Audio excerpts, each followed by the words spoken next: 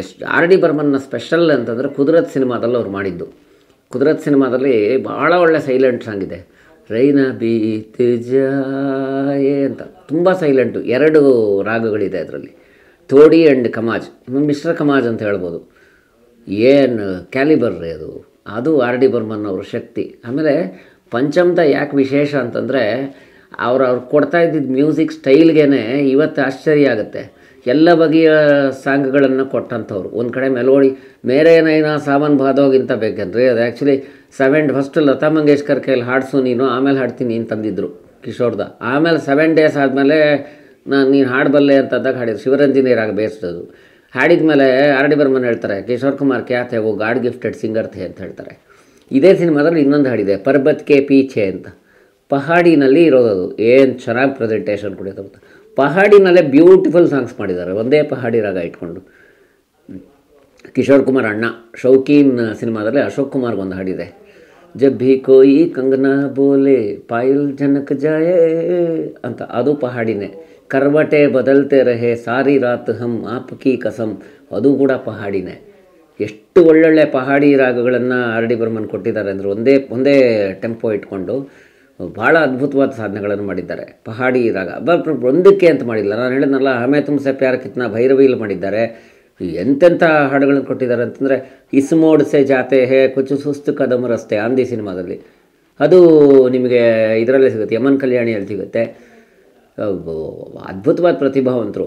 ಆಮೇಲೆ ಎಲ್ಲದಕ್ಕಿಂತ ಹೆಚ್ಚಾಗಿ ಅವರು ಒಂದೊಂದೇ, ಈಗ ಎಲ್ಲರೂ ಕೇಳಿರ್ಬೋದಾದ ಹಾಡು ಸಂಜೀವ್ ಕುಮಾರ್ ಅವ್ರದ್ದು, ಮೇರಿ ಭೀಗಿ ಭೀಗಿ ಸಿ ಪಲು ಕೊಂಪೆ ರಹೆ ಗೈ, ಕೀರ್ವಾಣಿ ಬೇಸ್ಡು. ಅದೇ ಕೀರ್ವಾಣಿ ಇಟ್ಕೊಂಡೇ ಅವ್ರು ಎಂತೆಂಥ ಹಾಡುಗಳು ಮಾಡಿ, ಒಂದೇ ಸೇಮ್ ಕೀರ್ವಾಣಿ ಇಟ್ಕೊಂಡು, ರಿಮ್ ಜಿಮ್ ಗಿರೆ ಸಾವನ್ ಸುಲಗ್ ಸುಲಗ್ ಜಾಯೆ ಮನ್, ಸೇಮ್ ಅದೇನೆ.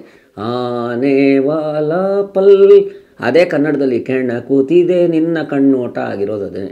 ಇವೆಲ್ಲ ಕೀರ್ವಾಣಿನೇ. ಕೀರ್ವಾಣಿ ರಾಗನೇ ಮುತ್ತುಸ್ವಾಮಿ ದೀಕ್ಷಿತರು ಸಂಗೀತ ಪದ್ಧತಿಯಲ್ಲಿ ಕಿರಣಾವಳಿ ಅಂತ ಕರೆದರು. ಸೇಮೇನೆ ಕೀರ್ವಾಣಿ ರಾಗನೇ ಹಾಗೆ ಮಾಡಿರೋದು. ಆರ್ ಡಿ ಬರ್ಮನ್ ಎಷ್ಟು ಪ್ರತಿಭಾವಂತರು ಅಂತಂದರೆ ಕೊನೆಯವರೆಗೆ ಕೂಡ ಆತ, ಹಾಗೆ ನೋಡೋಕೆ ಹೋದರೆ ನನ್ನ ಕೇಳಿದರೆ ಅವ್ರು ಮಾಡಿರೋ ಪ್ರಯೋಗಗಳಿಗೆ ಅವರಿಗೆ ನ್ಯಾಷನಲ್ ಅವಾರ್ಡೇ ಸಿಕ್ಕಲಿಲ್ಲ. ನ್ಯಾಷನಲ್ ಅವಾರ್ಡು ಸಿಗೋವಂಥ ಹಾಡುಗಳಿಗೆಲ್ಲ ಸಿಕ್ಕಲೇ ಇಲ್ಲ. ಎಂಥ ಬೆಸ್ಟ್ ಕಂಪೋಸಿಷನ್ಸ್ ಇದೆ ಅಂದರೆ ಆರ್ ಡಿ ಬರ್ಮನ್ದು. ಒಂದು ಕಾಲದಲ್ಲಿ ಆರ್ ಡಿ ಬರ್ಮನ್ ಭಾಳ ಬ್ಯುಸಿಯಾಗಿದ್ದರು. ಮತ್ತು ಇನ್ನೊಂದು ವಿಶೇಷ ಏನು ಅಂದರೆ, ಆರ್ ಡಿ ಬರ್ಮನ್ ಲಕ್ಷ್ಮೀಕಾಂತ್ ಪ್ಯಾರಲಾಲ್ ಅವರ ದೋಸ್ತಿ ಸಿನಿಮಾ ಕೂಡ ತಮ್ಮ ಅತ್ಯಂತ ಪ್ರೀತಿಯ ಸ್ನೇಹಿತರು ಅಂತ ಅವ್ರ ಜೊತೆ ಕೂಡ ಕೋರಸ್ಸಲ್ಲಿ ಜೊತೆಗಾರರಾಗಿ ದುಡಿದಿದ್ದಾರೆ. ಅಷ್ಟು ಕೊನೆವರೆಗೂ ಅವ್ರು ಫ್ರೆಂಡ್ಸ್ ಆಗೇ ಇದ್ದರು. ಅವರು ಆ ಫ್ರೆಂಡ್ಶಿಪ್ಪನ್ನು ಕಳ್ಕೊಳ್ಳೇ ಇಲ್ಲ. ಮತ್ತು ಆರ್ ಡಿ ಬರ್ಮನ್ ವಿಶೇಷ ಏನನ್ಸುತ್ತೆ ಅಂದರೆ, ಏನೂ ಇಲ್ಲದೆ ಇರುವಾಗ ಹೊಸದನ್ನು ಕೊಡೋವಂಥದ್ದು. ಏನೂ ಇಲ್ಲದೆ ಇರೋದ್ರ ಮಧ್ಯೆ ಹೊಸದನ್ನು ಕೊಟ್ಟರಲ್ಲ, ಅಲ್ಲಿ ಆರ್ ಡಿ ಬರ್ಮನ್ ಭಾಳ ಗೆಲ್ತಾರೆ. ಸೈಲೆಂಟ್ ಸಾಂಗ್ ಬೇಕಾ, ಅದಕ್ಕೆ ರೆಡಿ. ಪೆಪ್ಪಿ ಸಾಂಗ್ ಬೇಕಾ, ಅದಕ್ಕೆ ರೆಡಿ. ಇಂಥ ಕಡೆ ಕೊಟ್ಟಿಲ್ಲ ಅನ್ನೋಂಗಿಲ್ಲ ರೀ. ಆ ರಾಹುಲ್ ದೇವ್ ಬರ್ಮನ್ ನಮ್ಮ ದುರಂತ ಭಾಳ ಬೇಗ ಕಳ್ಕೊಂಡ್ವಿ. ಅವರು 54 ವರ್ಷಕ್ಕೆ ಪಾಪ ಎಲ್ಲ ಹಾಡುಗಳು ಹಿಟ್ಟಾಯಿತು. 1942 ಲವ್ ಸ್ಟೋರಿ ಅವ್ರದ್ದು ಲಾಸ್ಟು. ಆ ಸಿನಿಮಾ ಬಂದು ಎಂತೆಂಥ ಹಾಡುಗಳು, ರಿಮ್ ಜಿಮ್ ರುಮ್ ಜುಮ್ ಭೀಗಿ ಭೀಗಿ ಋತೊಮ್ಮೆ, ಅದು ಫಸ್ಟ್ ಕ್ಲಾಸ್ ಆಗಿದೆ. ಏಕ್ ಲಡ್ಕಿ ಕೋ ದೇಖಾ ತೋ ಐಸಾ ಲಗಾ, ಫಸ್ಟ್ ಕ್ಲಾಸಾಗಿ ಮಾಡಿದ್ರು. ಕುಚ್ ನಾ ಕಹೋ, ಅದೆಲ್ಲ ಮಾಡಿದರು. ಅದನ್ನು ನೋಡೋಕ್ಕೆ ಪಂಚಮ್ದ ಇರಲಿಲ್ಲ. ಅದು ಭಾಳ ದೊಡ್ಡ ದುರಂತ. 54ನೇ ಇಸ್ವಿ ಜನವರಿ 3ನೇ ತಾರೀಕು ಅದರ ಪ್ರೊಡ್ಯೂಸರ್ ಡೈರೆಕ್ಟರ್ ವಿಧು ವಿನೋದ್ ಚೋಪ್ರಾ ಹೋಗಿ ಕೇಳ್ತಾರೆ, ಮಾತಾಡಿರ್ತಾರೆ. 9:30 ಮೀಟ್ ಮಾಡ್ಕೊಂಬರ್ತಾರೆ. ಮಾರನೇ ದಿವಸನೇ ಇರಲ್ಲ. ದುರಂತ ಏನು ಗೊತ್ತಾ, ತನ್ನ ಮಗನ ಸಾವನ್ನು ತಾನೇ ಕಣ್ಣಾರೆ ನೋಡಬೇಕಾದ ಪರಿಸ್ಥಿತಿ ಆರ್ ಡಿ ಬರ್ಮನ್ ಅವ್ರ ತಾಯಿಗೆ. ಯಾಕಂದರೆ ಆರ್ ಡಿ ಬರ್ಮನ್ ಅವ್ರ ತಾಯಿ ಇನ್ನೂ ಬದುಕಿರ್ತಾರೆ. 2007ನೇ ಇಸ್ವಿವರೆಗೂ ಬದುಕಿದ್ರು. ಆ ಮಹತಾಯಿ ಹೆಂಗೆ ಇಂಥ ದೊಡ್ಡ ಸಾಧಕ ಮಗನನ್ನು ಕಳ್ಕೊಂಡು ಅನುಭವಿಸೋರು. ಅವ್ರು ಸತ್ತಾಗ ಬಾಡಿ ಹೋಗ್ತಾ ಇರ್ಬೇಕಾದ್ರೆ ಹಾಡು ಹಾಕಿದ್ರು, ಜಿಂದಗಿ ಕಿ ಸಫರ್ ಮೇ ಗುಜರ್ ಜಾತಿ ಹೇ ಓ ಮಕಾಮ್ ಓ ಫಿರ್ ನಹಿ ಆತೆ ಅಂತ. ಆರ್ ಡಿ ಬರ್ಮನ್ ಅವರು ಇವಾಗ ಇದ್ದಿದ್ರೆ ನನಗೆ ಯಾವಾಗಲೂ ಅನಿಸೋದು, ಅವರು ಆಮೇಲೆ ಬಂತು ಕಿತ್ತನೆ ಭಿತುಕರಲ್ಲೇ ಸೀತಮ್ಮ, ಆ ಹಾಡಿಗೆ ಪ್ರಶಸ್ತಿ ಬಂತು, ಅದು ಪ್ರಶ್ನೆ ಬೇರೆ. ಎಂತೆಂಥ ಹಾಡುಗಳನ್ನೋ ಮಾಡಿದ್ದಾರೆ. ರೈನಾ ಬೀತಿ ಜಾಯೆ ಒಂದು ಸಾಕ್ರಿ, ಅದು ಒಂದು ರೀತಿ ಸೈಲೆಂಟ್ ಸಾಂಗು ಅಂತ ಅನ್ಕೊಂಬಿಡ್ತೀವಿ. ಇನ್ನೊಂದು ಕಡೆ ಆರ್ ಡಿ ಬರ್ಮನ್ ಇನ್ನೊಂದು ಯಾವುದೋ ಪೆಪ್ಪಿ ಸಾಂಗ್ ಕೊಟ್ಬಿಡ್ತಾರೆ, ಅವ್ರನ್ನ ಹಿಡಿಯೋದಕ್ಕೆ ಆಗಲ್ಲ. ನಾನು ಹೇಳಿದ್ನಲ್ಲ, ಜೊತೆಗೆ ಆರ್ ಡಿ ಬರ್ಮನ್ ಮಾಡಿದ ಕೆಲಸ ಏನು ಅಂತಂದರೆ, ಕಿಶೋರ್ ಕುಮಾರ್ ಅವರನ್ನು ಭಾಳ ಸಮರ್ಪಕವಾಗಿ ಉಪಯೋಗಿಸ್ಕೊಂಡಿದ್ದು. ಒಬ್ಬ ಗಾಯಕ ಮತ್ತು ಇವ್ರನ್ನ ಉಪಯೋಗಿಸ್ಕೊಳ್ಳೋದಿದೆಯಲ್ಲ, ಅದು ಮುಖ್ಯ. ಈ ದೃಷ್ಟಿಯಲ್ಲಿ ನನಗೆ ಆರ್ ಡಿ ಬರ್ಮನ್ ಜೊತೆಗೆ ನೆನಪಾಗುವಂಥ ಇನ್ನೊಬ್ಬ ಸಂಗೀತ ನಿರ್ದೇಶಕರಿದ್ದಾರೆ, ಅವರೇ ಬಪ್ಪಿ ಲಹರಿ. ಬಪ್ಪಿ ಲಹರಿ 4ನೇ ವರ್ಷಕ್ಕೆ ಸಂಗೀತದ ಸಂಸರ್ಗದಲ್ಲಿದ್ದವರು. ಹಾಗಾಗಿ ಅವರ ಅಲೋಕೇಶ್ ಲಾಹಿರಿ ಅವರ ಹೆಸರು. ಅವರು ಬಂದಾಗ ನಾವು ಇವತ್ತಿಗೂ ಬಪ್ಪಿ ಲಹರಿ ಅಂದ ತಕ್ಷಣ ಅವ್ರ ವೇಷಭೂಷ ಮೊನ್ನೆ ತಾನೇ ತೀರ್ಕೊಂಡ್ರು ಭಾಳ ರೀಸೆಂಟಾಗಿ. ಅವರು ಒಡವೆಗಳು ನೋಡ್ತೀವಿ, ಅವ್ರದ್ದು ಇಷ್ಟಿಷ್ಟು ಉದ್ದದ್ದು ಇದು ನೋಡ್ಬಿಟ್ಟು ಎಲ್ಲರೂ ಆಡ್ಕೊಂಬಿಟ್ಟಿದ್ರಂತೆ, ಬರೀ ಏನೇನು ಗೋಲ್ಡ್ ಮ್ಯಾನ್ ಏನು ಹಂಗೆ ಹಿಂಗೆ ಅಂತ. ನಾವೇನು ಮಾಡ್ತೀವಿ ಗೊತ್ತಾ, ಅವ್ರನ್ನ brand ಮಾಡಿಬಿಟ್ಟಿದ್ದೀವಿ. Jimmy Jimmy Jimmy Azha Azha Azha ಇಂಥದ್ದೇ ಅಂತ ಅಂದ್ಕೊಂಬಿಟ್ಟಿದ್ದೀವಿ. ಎಂಥ ಸೈಲೆಂಟ್ ಸಾಂಗ್ಸ್ ಕೊಟ್ಟಿದ್ದಾರೆ ಗೊತ್ತಾ ಬಪ್ಪಿ ಲಹರಿ ಕೂಡ. ಹಮ್ ನ ಕಭಿ ಹೋಂಗೆ ಜುದಾ ಅದು ಅವ್ರದ್ದೇ, ಹಮ್ ನ ಕಭಿ ಹೋಂಗೆ ಜುದಾ ಅದು ಸೈಲೆಂಟ್ ಸಾಂಗು. ಆಮೇಲೆ ಹಾಂ ಪೆಹಲಿ ಬಾರ್ ಎಕ್ ಲಡ್ಕಿ ಮೇರ ಹಾತ್ ಪಕಡ್ ಕರ್ ಅದು ಅವ್ರದ್ದೇ. ಇದೇ ಬಪ್ಪಿ ಲಹರಿ ಪಗ ಗುಂಗುರು ಬಾಂದು ಮೀರಾ ನಾಚತಿ ದರ್ಬಾರಿ ಕನ್ನಡ, ಮಿಶ್ರ ದರ್ಬಾರಿ ಕನ್ನಡದಲ್ಲಿ ಕೊಟ್ಟಿದ್ದಾರೆ. ಎಲ್ಲದಕ್ಕಿಂತ ಭಾಳ ಸೈಲೆಂಟ್ ಸಾಂಗ್ ಕೊಟ್ಟಿದ್ದು ಅಂದರೆ ಎಸ್ ಜಾನಕಿ ಅವರ ಧ್ವನಿಯನ್ನು ಮೆಚ್ಚಿ ಬಪ್ಪಿ ಲಹರಿ ಹಾಡಬೇಕು ಅಂತ ಬಯಸಿ ಒಂದು ಹಾಡು ನಂಗೆ ತುಂಬ ಚೆನ್ನಾಗಿದೆ. ದಿಲ್ ಮೇ ಹೋ ತುಮ್ ಆಂಖೋ ಮೇ ತುಮ್ ಅಂತ ಒಂದು ಹಾಡಿದೆ, ಅದು ಹಾಡಿಸಿದ್ದಾರೆ. ಚಾರ್ ಬೀನಾ ಚೈನ್ ಕಹಾರೆ ಅದು ಬಪ್ಪಿ ಲಹರಿ ಅವ್ರದ್ದೇ. ಹಾಗಾಗಿ ನಾವು ಬ್ರ್ಯಾಂಡ್ ಮಾಡಬಾರ್ದು ಅಂತ ಹೇಳ್ತೀನಿ ನಾನು. ನಾವು ಆರ್ ಡಿ ಬರ್ಮನ್ ಆಗಲಿ ಮತ್ತು ನಮ್ಮ ಬಪ್ಪಿ ಲಹರಿ ಅವರಾಗಲಿ, ಬಪ್ಪಿ ಲಹರಿ ಅವರು ಕೃಷ್ಣ ನೀ ಬೇಗನೆ ಬರಲ್ಲ ಭಾಳ ಒಳ್ಳೆ ಮ್ಯೂಸಿಕ್ ಕೊಟ್ಟಿದ್ದಾರೆ ವಿಷ್ಣುವರ್ಧನ್ ಅವರಿಗೆ. ಅದರಲ್ಲೂ ಈ ಬಾಳಲಿ ಶಾಂತಿ ಎಲ್ಲಿದೆ ಬ್ಯಾಕ್ಗ್ರೌಂಡ್ ಮ್ಯೂಸಿಕ್ ಸಖತ್ತಾಗಿ ಬರುತ್ತೆ ಅದರಲ್ಲಿ, ಅದು ಕೊಟ್ಟಿದ್ದಾರೆ. ಆಮೇಲೆ ಅಮ್ಮಿ ಅಮ್ಮಿ ಅಮ್ಮಿ ನನ್ನ ಮುದ್ದಾದ ಪೆಪ್ಪಿ ಸಾಂಗ್ ಅದು ಕೊಟ್ಟಿದ್ದಾರೆ. ಅಲ್ಲಾರೆ ಅಲ್ಲಾರೆ ಆ್ಯಕ್ಚುಲಿ ಜಾನಕಮ್ಮ ಅದನ್ನು ಭಕ್ತಿಗೀತೆ ಥರದಲ್ಲಿ ಹಾಡಿಬಿಟ್ಟಿದ್ದಾರೆ, ಅಷ್ಟು ಚೆನ್ನಾಗಿ ಹಾಡಿದ್ದಾರೆ. ಅದು ಭಕ್ತಿಗೀತೆಯಾಗೂ ಅನಿಸುತ್ತೆ ನನಗೆ, ಆ ಥರ ಅನಿಸುತ್ತೆ. ಹಾಗಾಗಿ ಆರ್ ಡಿ ಬರ್ಮನ್ ಅವರನ್ನು ನಾವು ನೆನೆಸ್ಕೊಳ್ತಾ ಹೋಗ್ದಂಗೆ ಒಂದೊಂದೇ ರಾಗ. ಆಮೇಲೆ ಪಡೋಸನ್ಗಿಂತ ಬೇಕಂದರೆ ದಿ ಬೆಸ್ಟ್ ಮಾಸ್ಟರ್ ಪೀಸ್ ಅಂದರೆ ಪಡೋಸನ್. ಆ ಕಿಶೋರ್ ಕುಮಾರ್ ಅವರು ಹುಚ್ಚಾಟಗಳು, ಮೇರಿ ಪ್ಯಾರಿ ಬಿಂದು ಅಂದ್ಕೊಂಡು ಅವ್ರು ಆಡೋದು. ಆಮೇಲೆ ಎಷ್ಟು ಚೆನ್ನಾಗಿ ಯೂಸ್ ಮಾಡಿದ್ದಾರೆ ಅದರಲ್ಲಿ ಆ ಕಾಂಬಿನೇಷನ್ನು. ಕೆಹೆನಾ ಹೇ ಅದು ಆ ಹಾಡು ಅವೆಲ್ಲವೂ ಪಡೋಸನ್ನಲ್ಲಿ. ಇವತ್ತು ಲತಾ ಮಂಗೇಶ್ಕರ್ ಹೇಳ್ತಾರೆ ಅನ್ಲಕ್ಕಿ ಫೆಲೋ ಒಂಥರ ಸ್ಯಾಡ್ ಎಂಡಿಂಗು ಪಂಚಮ್ದ ಅದು ಅಂತ. ನಿಜಾನೇ ಅದು. ಪಡೋಸನ್ನಲ್ಲಿ ಅವ್ರು ಮಾಡಿದ ಪ್ರಯೋಗ ಏಕ ಚತುರ ನಾರ್ ಇದೆಯಲ್ಲ, ಅಷ್ಟು ಕಡಿಮೆ ಕಂಪೋಸಿಷನ್ ಅಲ್ಲ ಅದು, ರಾಗಮಾಲಿಕೆ ಅದು. ಸಡನ್ನಾಗಿ ಚೇಂಜ್ ಆಗುತ್ತೆ. Only once it will happen and R D Burman can do that ಅಷ್ಟೇ. ಎಲ್ಲರೂ ಮಾಡೋಕ್ಕಾಗಲ್ಲ ಆ ಹಾಡನ್ನ.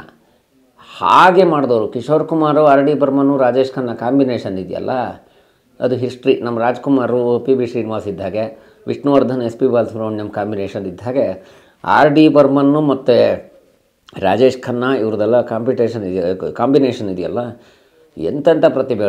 ಕಿಶೋರ್ ಕುಮಾರ್ ಏನು ಕಡಿಮೆ ಇದಲ್ಲ.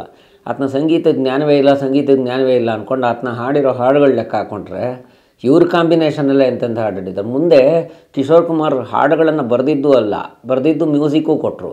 ಆ ಚಲ್ಕೆ ತುಜೆ ಮೇಲೇಕೆ ಚಲೋ ಹಾಡು ಬರೆದಿದ್ದವರೇ, ಪ್ರೊಡ್ಯೂಸ್ ಮಾಡಿದ್ದು ಅವರೇ, ಡೈರೆಕ್ಟ್ ಮಾಡಿದ್ದು ಅವರೇ, ಹಾಡಿಗೆ ಸಂಗೀತ ಕೊಟ್ಟಿದ್ದು ಅವರೇ. ಇದೇ ಕೀರವಾಣಿ ರಾಗದಲ್ಲಿ ಅವರೊಂದು ಮಾಡ್ತಾರೆ, ಅವ್ರದ್ದೇ ಒಂದು ದೂರ್ಕಾರ ಈ ಸಿನಿಮಾದಲ್ಲಿ ಬೇಕರಾರು ದಿಲ್ ತೂ ಗಾಯೇಜ.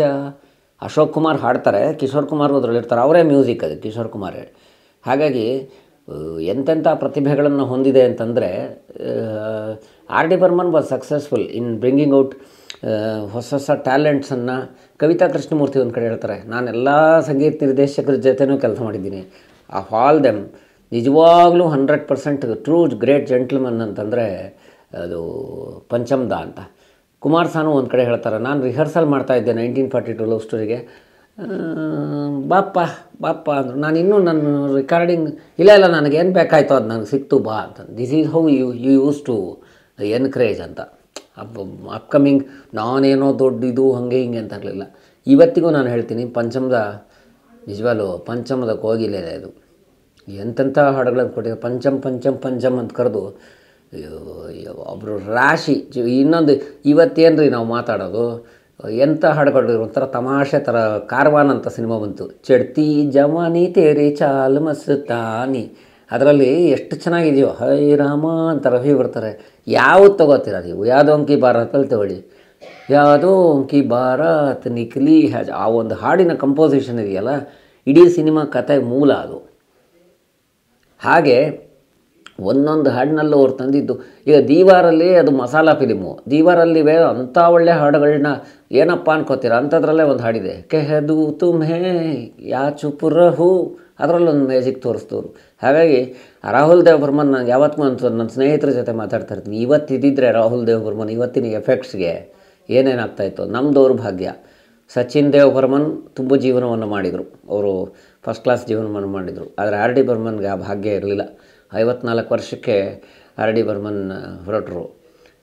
ಅವರೇ ಬರೆದ ಹಾಗೆ ಅಥವಾ ಅವರೇ ಸಂಗೀತ ಸಂಯೋಜನೆ ಮಾಡಿದ ಹಾಗೆ ಅವ್ರದ್ದು ಏನೂ ಇಲ್ಲಪ್ಪ, ಕುಚ್ತೋ ಲೋಗ ಕಹೆಂಗೆ ಡೋಗೋಂಕ ಕಾಮ ಹೇಕೆ ಹಣ ಹಾಕ್ಕೊಂಡು ಮಾಡ್ಕೊಂಡು ಹೋದ್ರಷ್ಟೇ.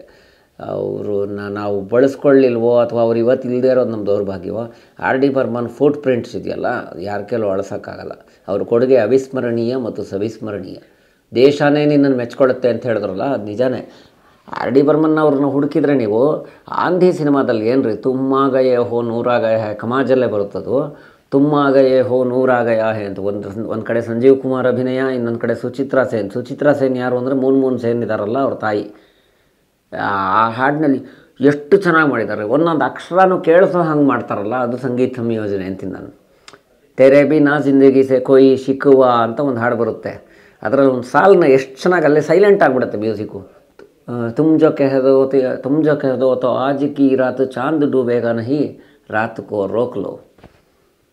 ಪರಿಚಯ ಸಿನಿಮಾದಲ್ಲಿ ಜಿತೇಂದ್ರಂಗ್ ಬರೋ ಹಾಡು ನೀವು ಕಾರ್ ಡ್ರೈವಿಂಗಲ್ಲಿ ಹಾಡ್ಕೊಂಡು ಹೋಗ್ಬೋದು, ಆ ಫೀಲ್ ಕೊಡ್ತಾರೆ ಆರ್ ಡಿ ಬರ್ಮನ್. ಮುಸಾಫಿರ್ ಹೂ ಯಾರೋ ನಾ ಘರ್ ಹೇ ನಾ ಠಿಕಾನಾ ಮುझे ಚಲ್ ಕೆ ಜಾನಾ ಹೇ ಅಂತ.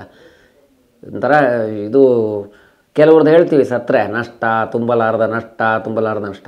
ಇವತ್ತು ಇದ್ದಿದ್ದರೆ R D Burman coming from nowhere, ನಾನು ಹೇಳಿದ್ನಲ್ಲ ಏನೇನೂ ಇಲ್ಲ, ಏನೇನೋ ಸೌಂಡ್ಗಳು ತಗೊಂಡು ಮಿಕ್ಸ್ ಮಾಡಿ ಇಲ್ಲದೇ ಇರೋದನ್ನ ಕಾಂಚೀರೆ ಹಾಡುಗಳಿಗೆ ಕೊಟ್ಟಿರೋದು ಇವತ್ತು ಮ್ಯೂಸಿಕ್ಕು.